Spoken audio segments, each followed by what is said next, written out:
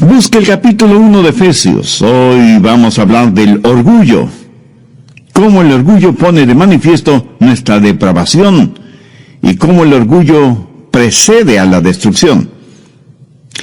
Espero que así podamos entender que el orgullo es algo horrible y que busquemos más bien ser humildes. El problema es que mucha gente no entiende la genuina y bíblica humildad. Creen que humildad es tener un complejo de inferioridad y pensar que no son nadie. Mi amigo, eso no es cierto. Usted es alguien que necesita desarrollar el potencial que Dios le ha dado. Necesita entender lo que Dios dice acerca de usted. Necesita saber quién es usted en Cristo. Bien, veamos Efesios 1 desde el verso 1. Pablo, apóstol de Jesucristo por la voluntad de Dios, a los santos y fieles en Cristo Jesús que están en Éfeso, gracia y paz a vosotros, de nuestro Dios el Padre y del Señor Jesucristo.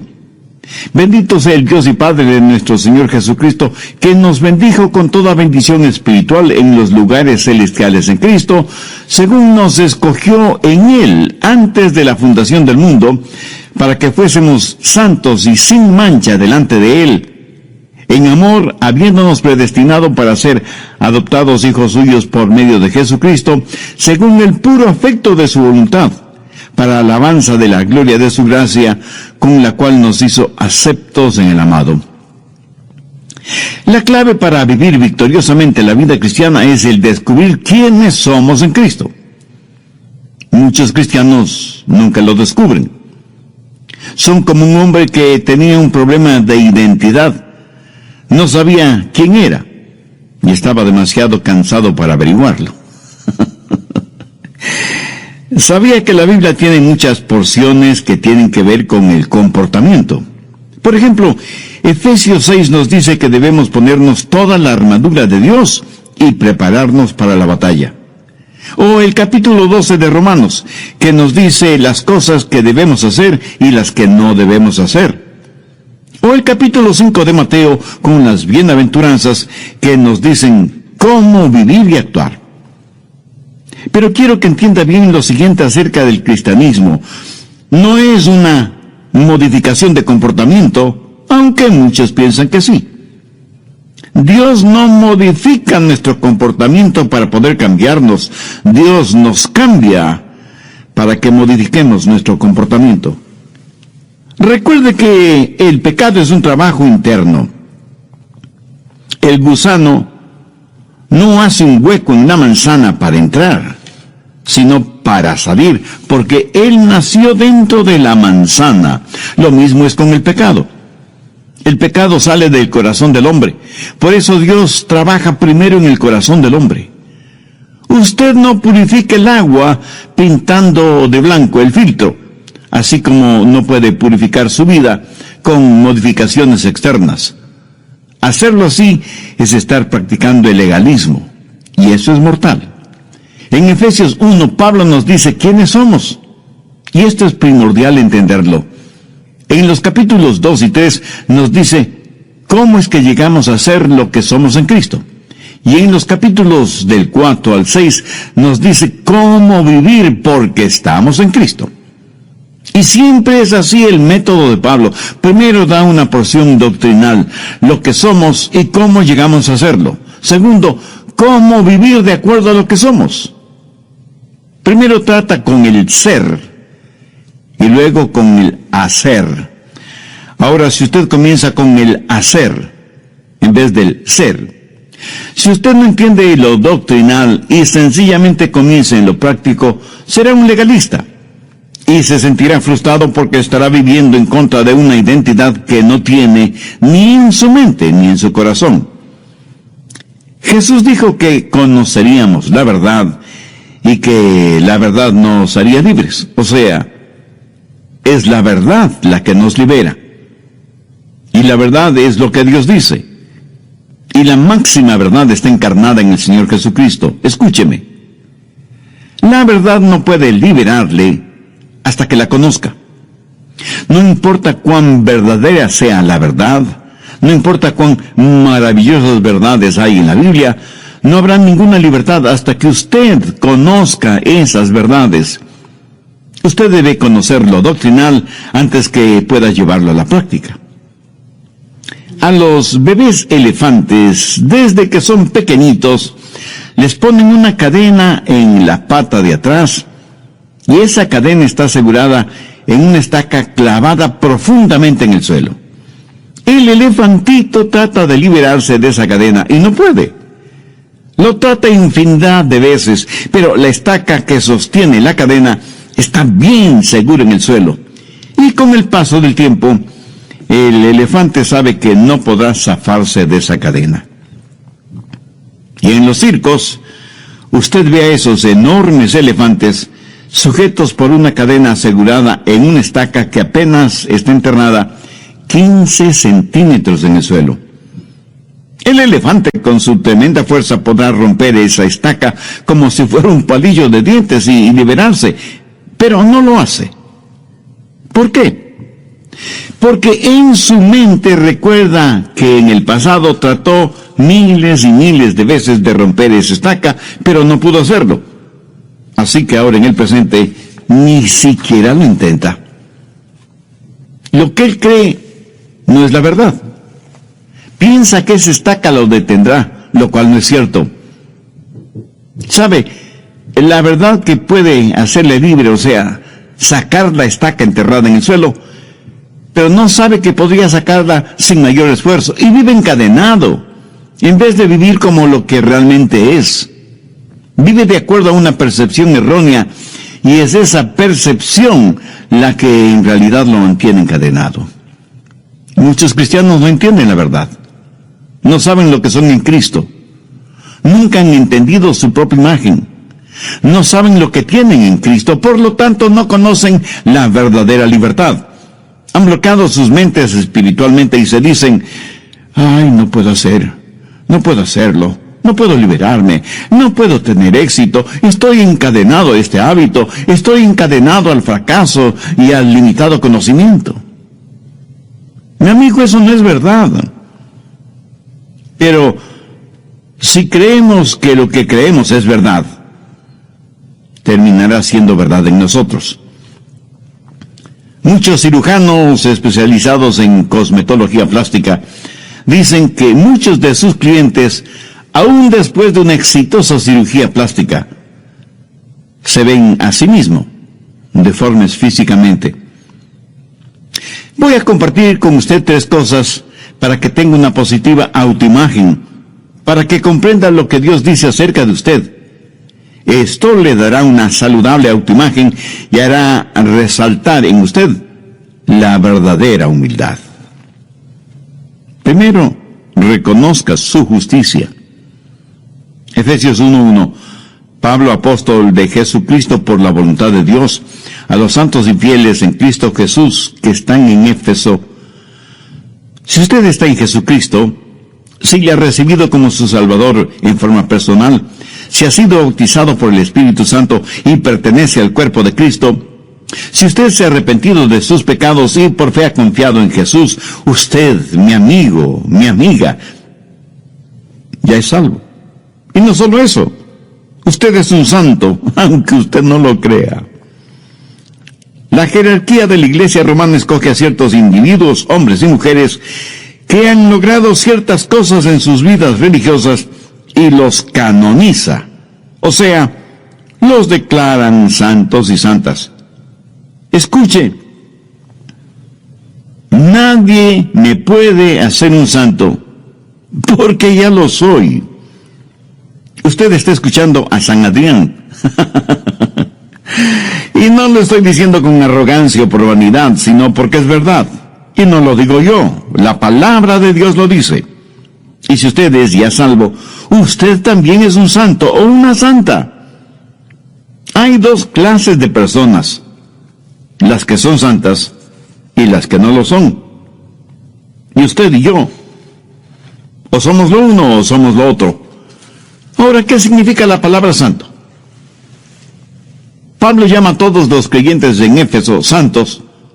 Significa una persona la cual Dios ha justificado y la ha apartado para sí mismo.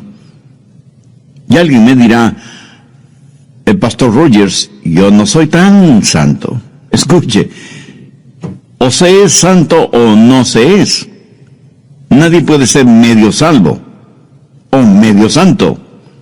El ser medio salvo es estar totalmente perdido. Otros, tratando de aparentar humildad, dirán, yo no creo que debo llamarme un santo. Permítame decirle lo que la humildad es. Humildad es aceptar lo que Dios dice acerca de usted. Y Dios dice que si usted es un santo, usted es un santo, ¿no le parece? Hay personas que son muy difíciles de guiarles a Cristo porque no creen y menos aceptan lo que Dios dice, no acerca de su condición de pecadores, sino también acerca de su santidad cuando ya son salvos. Algunos cristianos no quieren llamarse santos porque dicen, no son lo suficientemente buenos. Escúcheme, Cristo murió por usted. Y si usted, por ser salvo, es uno de los santos, ¿qué derecho tiene usted de decir que no es bueno? Otros dicen, no soy lo que debo ser. Y aunque eso suene a humildad, no lo es. Eso es rebeldía. Permítame preguntar, si usted no es lo que debe ser, ¿por qué no lo es? ¿Piensa que Dios aceptará eso como una excusa? Dios le llama santo. Y si usted pregunta, pastor, ¿eso quiere decir que debo ser impecable? No. Nadie puede ser impecable, solo Jesús. Pero usted sí puede ser sin mancha. Mire Efesios 1:4. Según nos escogió antes de la fundación del mundo, para que fuésemos santos y sin mancha delante de Él. Cada cristiano debería ser sin mancha delante de Él. Somos santos de Dios. Y usted me dirá, pero pastor, yo no soy perfecto. Mi amigo, a los ojos de Dios, si usted es santo, Dios lo ve como perfecto. Busque Romanos 4:4. Pero al que obra, no se le cuente el salario como gracia, sino como deuda. Eso quiere decir que si usted pudiera salvarse por ser buenito, estaría ganando su propia salvación. Y que Dios está en deuda con usted. Mi amigo, Dios no le debe nada a nadie. Ahora mire el verso 5. Mas al que no obra, si no cree en aquel que justifica al impío, su fe le es contada por justicia. Y en el verso 6 el apóstol dice, como también habla David de la bienaventuranza del hombre a quien Dios atribuye justicia sin obras. La Biblia enseña, porque por gracia sois salvos por medio de la fe, y esto no de vosotros, pues es don de Dios, no por obras, para que nadie se gloríe. Cuando confío en Jesús, el momento que entrego mi corazón a Cristo, en ese mismo instante soy justificado delante de Dios. Soy un santo.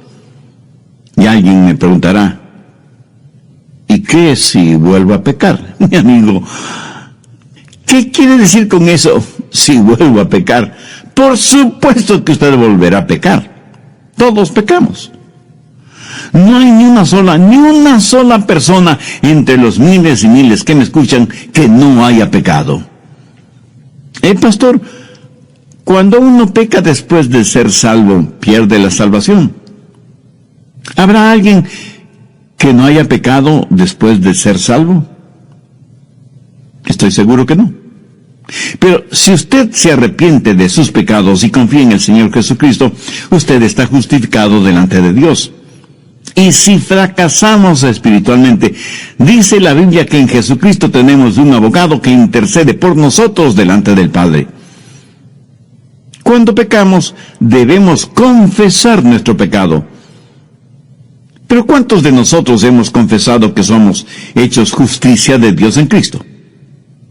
Por eso es que la Biblia dice en Romanos 12:3, digo pues por la gracia que me es dada, a cada cual que está entre vosotros, que no tenga más alto concepto de sí que el que debe tener, sino que piense de sí con cordura, conforme a la medida de fe que Dios repartió a cada uno. En otras palabras, el apóstol está diciendo que no debemos envanecernos ni enorgullecernos de la fe y de la gracia que Dios nos ha dado.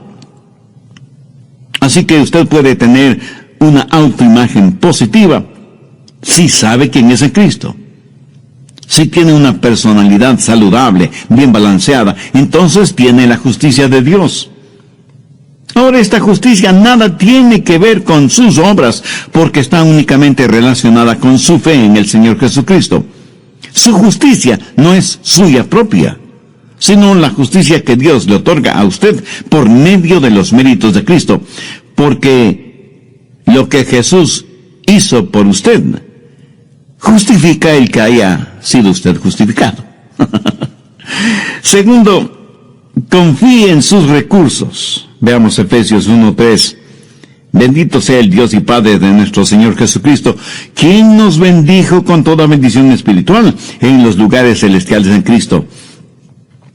No solo que usted está justificado a los ojos de Dios, no solo que Dios le considera santo, sino que Dios le ha dado todo lo que necesita para vivir la vida cristiana. Ahora permítame hacer una pregunta. ¿Cuántos de ustedes tienen toda la paciencia, todo el amor, toda la sabiduría, todo el dinero o toda la fe que necesitan? Y muchos responderán: no tengo lo suficiente de todas esas cosas que necesito. Gracias por su honestidad. Pero, ¿qué es lo que nos dice el verso 3? Nos dice que Dios ya nos ha bendecido con toda bendición espiritual en los lugares celestiales en Cristo. Entonces, ¿quién tiene la razón, usted o Dios? Dios dice que usted tiene todo lo que necesita para su vida cristiana. O sea, tiene toda la paciencia, todo el amor, toda la sabiduría, todo el dinero y toda la fe que necesita. Y no faltará quien me pregunte: pastor, si ya lo tengo, ¿cómo es que no lo tengo? Mi amigo, eso es porque usted no ha entendido lo que tiene. No se ha visto a usted mismo poseyéndolo. Y como no concibe poseyéndolo todo, vive como si no poseyera nada. Recuerde que en la vida cristiana primero viene lo doctrinal, luego lo práctico. Y para comportarse como cristiano tiene que saber y entender que usted ya está en Cristo. No solo debe reconocer la justicia que le ha sido otorgada, sino que debe confiar en sus recursos espirituales. Cuando usted sabe la verdad, esa verdad le hará libre.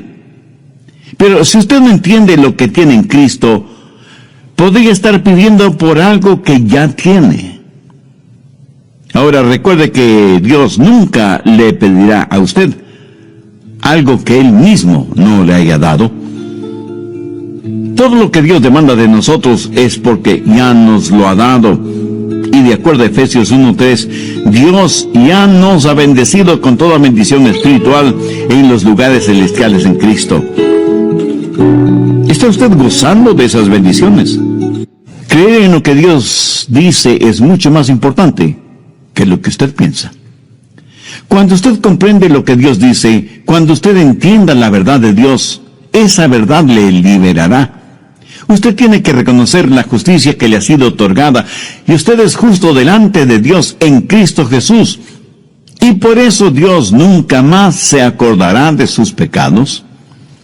Sin embargo, eso no significa que Dios no le disciplinará si es que usted desobedece. Pero nunca usará ese pecado para acusarlo. Anote al margen 2 de Pedro 1:3. Como todas las cosas que pertenecen a la vida y a la piedad, nos han sido dadas por su divino poder mediante el conocimiento de aquel que nos llamó por su gloria y excelencia. En Romanos 8:9 leemos: mas vosotros no vivís según la carne, sino según el Espíritu, si es que el Espíritu de Dios mora en vosotros. Y si alguien no tiene el Espíritu de Cristo, no es de él. Todos tenemos el Espíritu Santo en nosotros si es que somos salvos, y es por medio de Él que Jesús vive en nosotros. Si Cristo no está en nosotros, entonces no somos salvos. ¿Y cómo es que Cristo mora en nosotros? No corporalmente. Él viene por medio de su Espíritu Santo, y cuando creemos somos bautizados por el Espíritu Santo en el cuerpo de Cristo. Cuando estamos en el Espíritu, quiere decir que el Espíritu está en nosotros y nosotros somos de Cristo y Cristo está en nosotros. Por favor, escúcheme con atención. El Espíritu Santo es Dios en cada creyente. Algunos hermanos pentecostales a veces me preguntan si he recibido la segunda bendición. Y yo les contesto que para mí la segunda bendición es entender bien la primera. Muchos de nosotros en realidad no nos damos cuenta lo que obtuvimos cuando nos salvamos. No solo el perdón de nuestros pecados y vida eterna, sino que también recibimos al Espíritu Santo de Dios y con Él, y en Él, al Señor Jesucristo. Esa es la más importante bendición que uno puede recibir en la vida. Cuando yo recibí esa bendición, mis ojos espirituales fueron abiertos y aprendí que Él me había bendecido con toda bendición espiritual en Jesucristo. Cuando usted se salvó, cuando nació de nuevo, le fueron dadas todas las bendiciones de Dios. Dios no nos da de su Santo Espíritu por etapas. Pablo lo asegura al decir, bendito sea el Dios y Padre de nuestro Señor Jesucristo, quien nos bendijo con toda bendición espiritual en los lugares celestiales en Cristo. Y el apóstol Pedro en su segunda epístola, el capítulo 1, verso 3 dice, como todas las cosas que pertenecen a la vida y a la piedad nos han sido dadas por su divino poder. ¿Cómo lo obtenemos? Mediante el conocimiento de aquel que nos ha llamado para su gloria y excelencia. O sea, nos ha dado todo lo que necesitamos para vivir la vida cristiana. Usted no necesita nada más, pero tampoco nada menos. Por eso la Biblia dice en Juan 8:32, y conoceréis la verdad, y la verdad os hará libres. Cuando usted entiende quién es en Cristo y reconoce que ha sido justificado, Dios le llama santo. Cuando confía en los recursos con que Dios ya le ha bendecido, entonces la segunda bendición es el descubrir todo lo que le ha sido dada en la primera bendición. Y el resto de su vida lo pasará descubriendo todo lo que obtuvo desde el mismo momento en que pasó de muerte a vida. O sea, todo lo que recibió desde el instante en que aceptó a Cristo como su Salvador. ¿Qué más podría necesitar? Dios ya no nos bendijo con toda bendición espiritual en los lugares celestiales en Cristo. Tercero, descanse en su relación. Busque Efesios 1:6. Para alabanza de la gloria de su gracia, con la cual nos hizo aceptos en el amado. Su relación es una de aceptación. No solo en que usted ha aceptado a Cristo, sino que Él le ha aceptado a usted. Mire esa frase, en el amado. Es una referencia directa al Señor Jesucristo. Por lo tanto, lo que es cierto acerca del Señor Jesucristo es también cierto acerca de usted. Cuando el Padre desde el cielo miró a su Hijo siendo bautizado, dijo, este es mi Hijo amado en quien tengo complacencia. Si usted está en Cristo, es aceptado en Él por el Padre. La razón por la que muchos no tienen una positiva autoimagen es porque tienen una personalidad distorsionada por un sentimiento de rechazo. Algunas veces se le llama complejo de inferioridad. ¿Por qué tenemos esa clase de sentimientos? Bueno, porque es parte de nuestra naturaleza adámica. Cuando Adán pecó, su pecado causó rechazo por parte de Dios. ¿Qué sucedió con Adán y Eva después que pecaron? Tuvieron que salir del jardín del Edén, fueron rechazados. Vivimos en este mundo con esa innata sensación de rechazo y la mayor parte de nuestra vida la pasamos buscando aceptación. Queremos ser aceptados, pero nos volvemos orgullosos. Tratamos de hacer cosas y nos esclavizamos a ellas. Vivimos por lo que otros piensan. Vivimos de acuerdo a lo que la mayoría impone, aunque sea negativo y ofensivo delante de Dios. Definitivamente nos importa más la opinión que los hombres tengan de nosotros que la opinión de Dios. ¿Por qué los jóvenes dejan una buena casa en donde tienen rica comida, buena ropa, abundante agua para bañarse, una agradable cama y el amor de sus padres? ¿Por qué se van de sus casas para vivir en comunidad con otros jóvenes desordenados, sin bañarse, sin cambiarse de ropa, comiendo solamente alimentos enlatados y durmiendo en colchones sucios en donde seguramente han dormido muchos otros jóvenes sanos y enfermos? ¿Por qué lo hacen? Sencillamente porque se sienten aceptados, porque asisten masivamente a los conciertos de rock pesado. Y no me diga que es porque les gusta la música, eso es puro cuento. Eso podrá ser cualquier cosa menos música. Ellos pueden pensar que les gusta, pueden ser adictos a esa clase de ruido, pero eso no es natural. Eso solo significa que sus oídos y sus gustos musicales están atrofiados. Lo mismo sucede con el licor y con los cigarrillos. Cuando comienzan a beber o a fumar, se enferman, pero siguen bebiendo y fumando hasta que se vuelven adictos. Cuando los jóvenes van a esos conciertos, van no tanto por la música, sino por el sentido de aceptación, por saber que pertenecen al grupo, quieren ser parte de algo, porque tienen la idea de que sus padres no les aman, se sienten rechazados y por eso buscan un lugar extraño, falso, artificial, en donde aprenderán todo lo malo y rechazarán todo lo bueno. Y para ser aceptados, deben vestirse de cierta manera. Los supermercaderes transnacionales dicen que para ser aceptados hay que usar cierta pasta para dientes, cierta moda de ropa, cierto estilo de peinado y hasta cierta forma de hablar. Si no cumplimos con esos parámetros, seremos rechazados. Muchos que se dicen creyentes tienen esta necesidad de aceptación. Aún después de ser salvos, fracasan en entender que ya son aceptados en el amado. Y muchos creyentes se vuelven legalistas y hacen esfuerzos sobrehumanos para ser aceptados y para que Dios les ame. Y piensan, si voy a la iglesia más frecuentemente, o si doy más dinero en las ofrendas, o si oro más intensamente, o si estudio la Biblia, o si memorizo un buen número de versículos, tal vez logre que Dios me ame y me acepte. Mi amigo, mi amiga, eso es trágico. ¿No le parece? Escúcheme, Dios ya le ha aceptado. Así que deje de hacer tanto esfuerzo. Dios en su infinita gracia ya le ha aceptado. Grabe en su mente y corazón las palabras de Pablo. Nos bendijo con toda bendición espiritual en los lugares celestiales en Cristo. Dios no le cambia para poder amarle, es todo lo contrario. Dios le ama para poder cambiarle. ¿Lo entiende? De hecho, Él le amó a usted antes de que usted fuera salvo.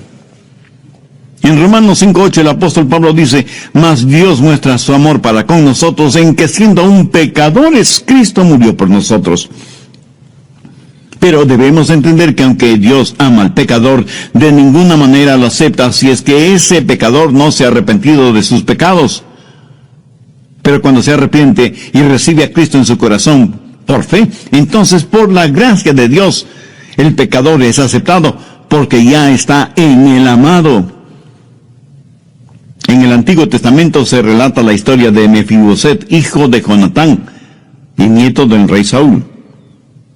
David y Jonatán habían hecho un pacto de sangre basado en el amor que se tenían para tener comunión mutua, pelear las batallas del uno y del otro y compartir todo cuanto tenían. este pacto cubría también a los hijos. Y Jonatán tuvo un hijo, Mefiboset, que era heredero al trono si es que su padre, Jonatán, heredaba el trono de Saúl, rey de Israel, padre de Jonatán y abuelo de Mefiboset. Pero Saúl y Jonatán murieron, y David fue ungido como rey de Israel. Por el temor de que David como rey quisiera eliminar cualquier vestigio de la descendencia de Saúl, una comadrona tomó al pequeño Mefiboset para ocultarlo, pero al correr con el niño en sus brazos tropezó y cayó, y las piernas de Mefiboset se fracturaron, y él quedó lisiado para toda la vida. La mujer llevó al niño hasta un pequeño pueblito llamado Lodebar, en donde Mefiboset creció temiendo y odiando a David. ¿Por qué? Porque nada sabía acerca del rey David. No sabía que David le amaba. No sabía del pacto de sangre que Jonatán, su padre, y David habían hecho. Y la causa de la rebelión de Mefiboset en contra de David era el resultado de creer mentiras acerca de David. Ignoraba la verdad. Debido al pacto entre David y Jonatán, Mefiboset, era amado por David. Pero después de varias circunstancias, David encontró a Mefiboset y lo hizo traer al palacio. Frente a David, Mefiboset puso su rostro en el suelo, pensando que David lo mataría ahí mismo. Pero David le dijo: Mefiboset, yo no quiero matarte. Yo quiero bendecirte. Quiero tratarte como uno de mis propios hijos. Quiero que tengas la herencia que te corresponde y que siempre te sientes conmigo a la mesa real. Te amo y quiero honrarte y bendecirte. ¿Por qué David hizo todo esto? Por el pacto que había hecho con Jonatán. David aceptó a Mefiboset por ser el hijo de Jonatán, y debido a ese pacto, cuando supo de la existencia de Mefiboset, lo buscó hasta encontrarlo, lo trajo al palacio y lo aceptó como si fuera su propio hijo y le bendijo como tal. ¿Por qué soy aceptado por Dios? No porque yo sea alguien especial, no por ninguna de las cosas notables que haya hecho. Dios me aceptó por amor a Cristo. Busque Efesios 4:32. Antes sed benignos unos con otros, misericordiosos, perdonándoos unos a otros como Dios también os perdonó a vosotros en Cristo. Delante de Dios, en Cristo soy hecho justicia, y necesito reconocer la justicia, necesito confiar en los recursos que Dios me ha dado. Pero no solo eso. También necesito aceptar mi relación. Soy acepto en el amado, y debo dejar de tratar de ganar mi camino hacia Dios. Escúcheme atentamente. La santidad no es el camino hacia Cristo. Cristo es el camino hacia la santidad. El otro día, en un artículo bíblico relacionado con la llenura del Espíritu Santo, leí lo siguiente. Si queremos ser llenos con el Espíritu Santo, debemos vivir vidas justas y buenas. Y yo pensé, creo que esto debe ser al revés.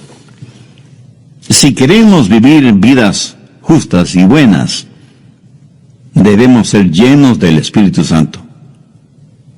Y esto no es un juego de palabras, piénselo.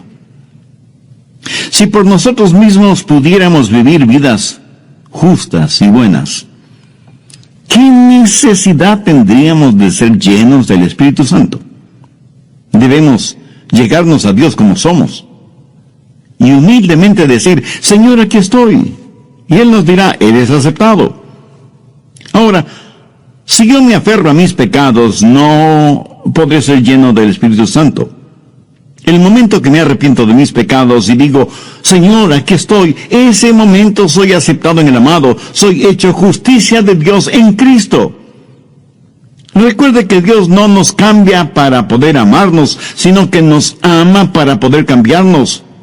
y que la santidad no es el camino a Cristo, sino que Cristo es el camino a la santidad. En Cristo tenemos todas las bendiciones espirituales que necesitamos, y en Él somos recibidos y somos aceptados por el Padre. Y cuando sabemos eso con absoluta certeza, tendremos una autoimagen que solo Dios nos la puede dar, que es el comienzo de la imagen de Cristo que Dios quiere que nosotros seamos. Veamos Efesios 1, desde el verso 2.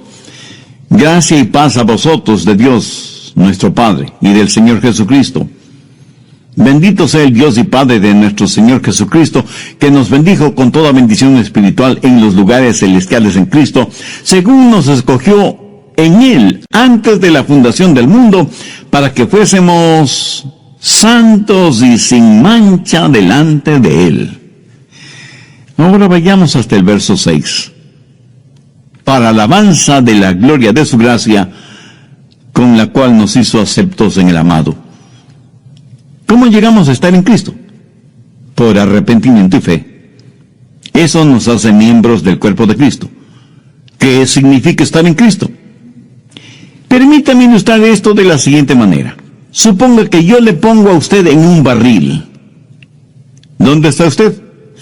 Pues en un barril.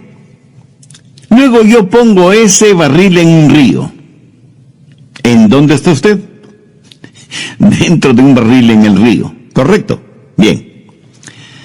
Si usted es un creyente, ¿dónde está usted ahora? Pues está en Cristo. ¿Dónde está Cristo? En los lugares celestiales. ¿Ya lo entendió? Lo que es verdad acerca de Cristo es verdad acerca de usted. Jesús está en el trono, sentado a la diestra de su Padre. Todas las cosas están a sus pies. Y cuando usted entiende quién es usted en Cristo y habla de tener una buena personalidad y aceptación propia y autoimagen, usted lo tiene todo. Y no se enorgullecerá por eso, sino que más bien se humillará. Recuerde que la verdadera humildad es aceptar lo que Dios dice. Y conoceréis la verdad, y la verdad os hará libres. ¿Es usted ya verdaderamente libre? Solo Cristo puede darle esa libertad. ¿Tiene ya Cristo en su corazón? ¿No le gustaría hacer esa decisión espiritual ahora mismo?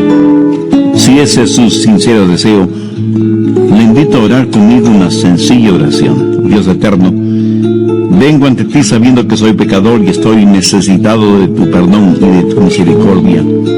Señor Jesús, en la cruz del Calvario tú ofrendaste tu preciosa vida como pago por la culpa de mis pecados. Gracias por tu incomparable amor. Este momento y con profunda fe te invito a que vengas a morar en mi corazón y seas mi Salvador y mi Señor. Ayúdame a ser la clase de persona que tú quieres que sea y hazme un instrumento útil y de bendición en tus manos, porque lo pido en tu santo nombre.